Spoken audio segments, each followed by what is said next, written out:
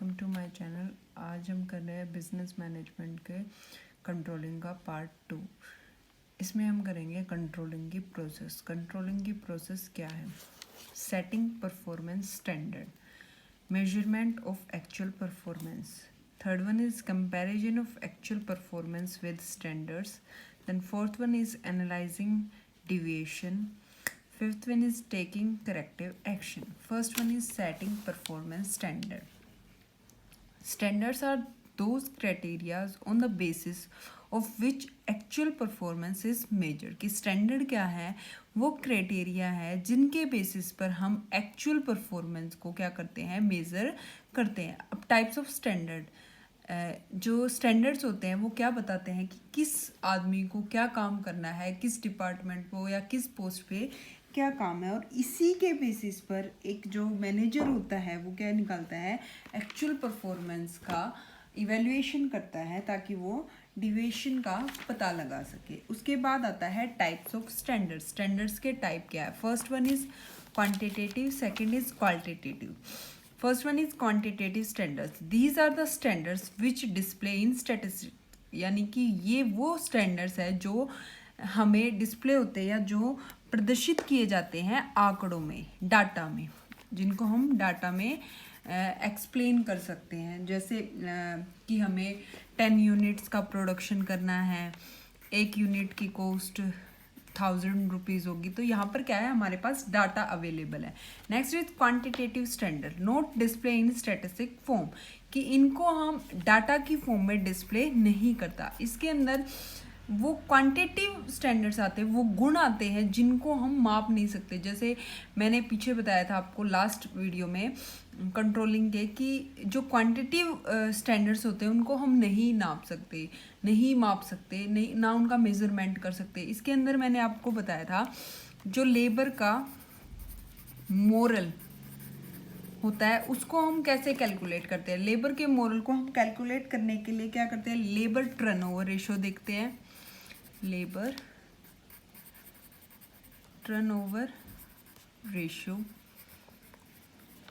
उसकी absent, dispute, ये सारी चीज़ें देखते हैं। उसके बाद हम उसके लेबर मोरल का मेजरमेंट कर पाते हैं। तो ये क्या है, क्वांटिटेटिव स्टैंडर्ड्स भी होते हैं, इनको हम बोलते हैं quantitative standards. Basis of standard, standard का बेसिस क्या है, बेस क्या है, आधार क्या है? First one is quantity, quality, time and cost. Quantity, quantity के अंदर हम क्या देखते हैं कि प्रोडक्शन कितना हो रहा है, सेल कितनी हो रही है, मतलब यूनिट्स में। क्वांटिटी के अंदर उसका जो हम रॉ मटेरियल से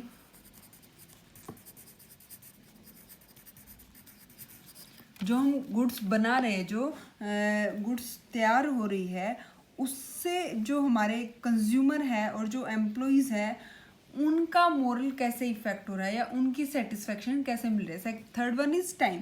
टाइम में क्या कि प्रोडक्शन में जितना टाइम लगता है प्रोडक्शन करने में, उस गुड्स को बनाने में जितना टाइम लगता है, और कॉस्ट क्या कि उसको बनाने के लिए कितनी कैपिटल का यूज़ हुआ है, कितने लेबर का यूज़ हुआ है, जितने भी अलग एक्सपेंस हैं उन सबको इसके अंदर रखा जाता है। अब जैसे हमारे पास है प्रोडक्शन डिपार्टमेंट। प्रोडक्शन डिपार्टमेंट के अंदर हम क्वालिटी, क्वांटिटी, कॉस्ट और इंडिविजुअल प्रोडक्शन देखेंगे। मार्केटिंग डिपार्टमेंट के अंदर sales volume, sale expense, target of sales person. Finance and accounting के अंदर capital expenditure, flow of capital and liquidity. इन सब का हम क्या करते हैं, ये स्टैंडर्ड बना लेते हैं कि जो फाइनेंस एंड अकाउंटिंग जो मैनेजमेंट है या जो डिपार्टमेंट है उनके अंदर हम कौन कौन से पॉइंट को स्टडी करेंगे। Next one is measurement of actual performance. Actual performance का मेजरमेंट करना।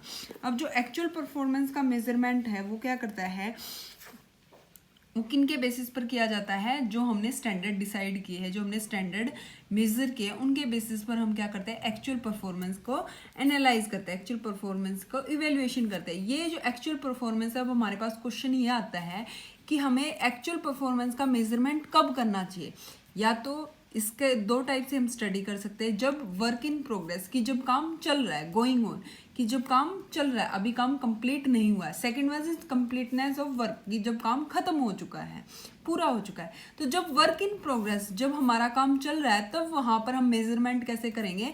सुपरविजन से।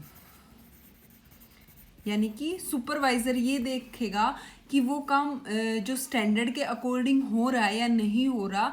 इसके अंदर वर्क इन प्रोग्रेस के अंदर हम ये देखते हैं। और कंप्लीटनेस ऑफ वर्कनेस के अंदर हम क्या देखते हैं? कंप्लीटनेस ऑफ वर्क के अंदर कि अब हमारा काम बनकर तैयार हो चुका है। अब हमें क्या पता चल रहा है? डिविएशंस पता चल रहे हैं कि अगर वो डिविएशंस नेगेटिव है, यानी कि वो लॉस हो रहा है, तो अब हम कोई भी उसके लिए कोई भी काम नहीं कर सकते, कोई भी सॉल्यूशन नहीं ढूंढ सकते। हम सिर्फ क्या कर सकते हैं कि इन फ्यूचर में वो जो गलती हुई है वो रिपीट ना हो। तो कंप्लीटनेस ऑफ वर्क में हम जितना भी लॉस होता है उसको क्या करते हैं? कम लॉस तो हमारे पास हो चुका होता है कि लॉस हो चुका है। अब उस लॉस को ये देखते हैं कि अगली बार जब हम अपने स्टैंडर्ड डिसाइड करें, जब हम प्रोडक्शन करें, तो दोबारा से वो लॉस ना हो, वे गलतियां ना हो जिससे वो लॉस हुआ है। थर्ड वन इस प्रोसेस के अंदर comparison of actual performance with standard. अब हमने एक्चुअल परफॉर्मेंस भी देख ली, स्टैंडर्ड भी हमारे पास है, तो अब हम क्या करेंगे? उन दोनों के बीच में कंपैरिजन करेंगे। अब कंपैरिजन करने के बाद या तो रिजल्ट हमारा पॉजिटिव आएगा या नेगेटिव आएगा। First one is positive deviation. Positive deviation भी उतना ही इंपॉर्टेंट है जितना नेगेटिव है। पॉजिटिव डिविएशन जैसे मैंने लास्ट वीडियो में आपको एग्जाम्पल दिया था कि सपोज करो हमें 100 यूनिट्स बेचनी है, सेल करनी है, और हमारे पास 120 यूनिट सेल होती है। तो यानी कि जो 20 यूनिट ज़्यादा सेल हुई, उसका रीज़न क्या था? किस पॉइंट पे हमने ज़्यादा फोकस किया कि हमारी 20 जो यूनिट है वो ज़्यादा बिक गई। तो इसके लिए हम क्या करेंगे कि वो डिविएशन निकालेंगे, वो कारण निकालेंगे जिसकी वजह से हमारी 20 यूनिट्स का क्या हुआ है? प्रोडक्शन ज़्यादा हुआ है। इन केस इन फ्यूचर अगर हम और ज़्यादा सेल इंक्रीज करना चाहते हैं तो हम उसी पॉइंट पर क्या करेंगे? फोकस करेंगे। Next one is negative deviation. Negative deviation क्या? कि हमें परफॉर्मेंस एक्चुअल में स्टैंडर्ड चाहिए थे 100, लेकिन हमारे पास यूनिट कितनी बनी? 80 ही। तो ये क्या हो गया? नेगेटिव, यानी कि 20 पॉइंट्स का हमें क्या हो गया? लॉस हो गया, 20 यूनिट्स का लॉस हो गया। तो ये क्या होता है? नेगेटिव डिविएशन, कि हमारा रिजल्ट किस बेसिस पर खराब हुआ है, कि कौन से पॉइंट ऐसे पॉइंट्स में ऐसी कमी रहेगी जिसकी वजह से हमें 20 यूनिट्स का कम प्रोडक्शन हुआ है। जैसे सपोज करो हमारा स्टैंडर्ड था 10 यूनिट्स बनाने का, और हमारे एक्चुअल प्रेफरेंस फर्स्ट केस में 8 यूनिट्स बनती है, सेकेंड में 10, और थर्ड वन इज 12। तो जो 8 यूनिट बनी है, यानी कि हमारे पास रिजल्ट कितना आया? -2, कि यहाँ पर ये क्या हो गया? Negative deviation. यहाँ पर क्या 10 यूनिट बनानी थी, 10 यूनिट ही हमारी एक्चुअल परफॉर्मेंस है, यानी कि 0 डिविएशन। उसके बाद यूनिट कितनी बनानी थी? 10। स्टैंडर्ड डिसाइड था हमारा 10 यूनिट्स का, लेकिन हमारे पास एक्चुअल में कितनी यूनिट्स बनी? रिजल्ट परफॉर्म कितने किया हमने? 12 यूनिट्स का, यानी कि 2 जो यूनिट एक्स्ट्रा बनी है वो क्या है? Result of positive deviation. Next one is analyse deviation.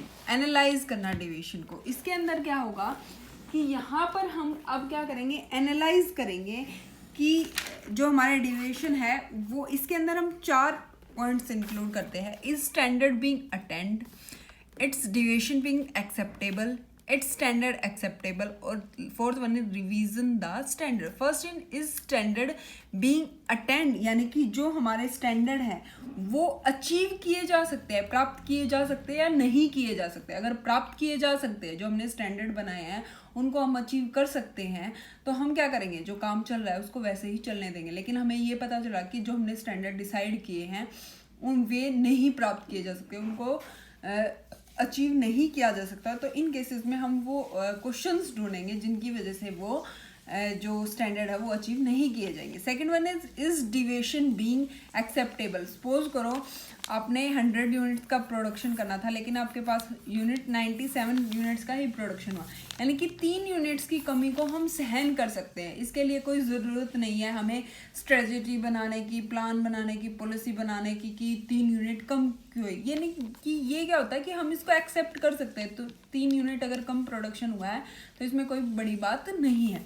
इस स्टैंडर्ड एक्सेप्टेबल कि जो हमने स्टैंडर्ड डिसाइड किया है वो एक्सेप्टेबल है या नहीं है। अब सपोज करो हमारी यूनिट की कैपेसिटी सिर्फ 100 यूनिट्स बनाने के, लेकिन हम डिसाइड कर दें कि हमें एक 1000 यूनिट्स का प्रोडक्शन करना है, तो ये क्या है, एक्सेप्टेबल नहीं है, हम इसको अचीव ही नहीं कर सकते। तो हमें ये देखना है कि जो हमने स्टैंडर्ड डिसाइड किया है वो सही है या नहीं है। रिवीजिंग द स्टैंडर्ड कि हमें ये देखना है कि जो हमने स्टैंडर्ड डिसाइड किया है वो सही है या नहीं है। उसके बाद अगर वो सही नहीं है तो इसके लिए हम क्या करेंगे, रिवीजन करेंगे, यानी कि दोबारा से कोई ना कोई स्टैंडर्ड क्या करेंगे, डिसाइड करेंगे। उसके बाद आता है डिविएशन टॉलरेंस लिमिट कि कितना डिविएशन हम टॉलरेंस कर सकते हैं, एक्सेप्ट कर सकते हैं। इसके अंदर हमारे 2 पॉइंट्स इंक्लूड होते हैं। First one is critical point control, second is management bye exception. First one is critical point control. It's referred to the concept of management which hold that instance of all activities the management should focus its attention on only important activities. इसके अंदर क्या होता है कि हमारे management के अंदर, हमारे जो कंपनीज के अंदर वो बहुत सारे पॉइंट्स क्या होते हैं, इंक्लूड होते हैं। अब हम हर पॉइंट्स पे क्या कर सकते हैं, फोकस तो नहीं कर सकते। तो हम कुछ ऐसी एक्टिविटीज़ डिसाइड कर लेते हैं कि उन्हीं पर जो हमारी मैनेजमेंट है वो क्या करेगी, फोकस करेगी कि अगर उनमें कोई डिफरेंस आता है, उनमें कोई डिविएशंस आते हैं तो उन पर हम क्या करेंगे, एक्टिविटीज़ करेंगे या उन पर हम कोई ना कोई स्टेप लेंगे या कोई ना कोई प्रोसेस करेंगे जिससे वो गलतियां ना हो। Second one is management by exception. Management by exception के अंदर क्या होता है, which holds that only significant deviations should be brought to the top management attendance. कि सपोज करो 100 यूनिट्स बनानी थी, 97 यूनिट्स बनी है, 3 यूनिट्स की कमी है, तो इसके लिए हमें टॉप मैनेजमेंट को ये सब बताने की ज़रूरत नहीं है, क्योंकि इसको हम क्या कर सकते हैं, एक्सेप्ट कर सकते हैं। तो जो टॉलरेंस जो डिविएशन हम एक्सेप्ट कर सकते हैं उस पर हमें ज़्यादा फोकस करने की ज़रूरत नहीं है। अगर सपोज करो 100 यूनिट्स बनानी थी, हमारे पास 50 यूनिट्स बनी है, तो हम क्या करेंगे, उसके ऊपर एक्शन लेंगे। तो ये क्या होगा, मैनेजमेंट द्वारा एक्सेप्ट नहीं है, तो इसके लिए हम क्या करेंगे, इस पर कोई ना कोई पॉलिसी या कोई ना कोई काम करेंगे। Next is taking corrective action. अब हमें क्या पता चल गया, हमने स्टैंडर्ड डिसाइड कर लिए, क्या क्या पॉइंट्स आते हैं एक्चुअल की स्टैंडर्ड के साथ, कंपैरिजन देख लिया, उसके बाद एनालाइज कर लिया डेविएशन। अब हम क्या करते हैं, टेकिंग करेक्टिव एक्शन।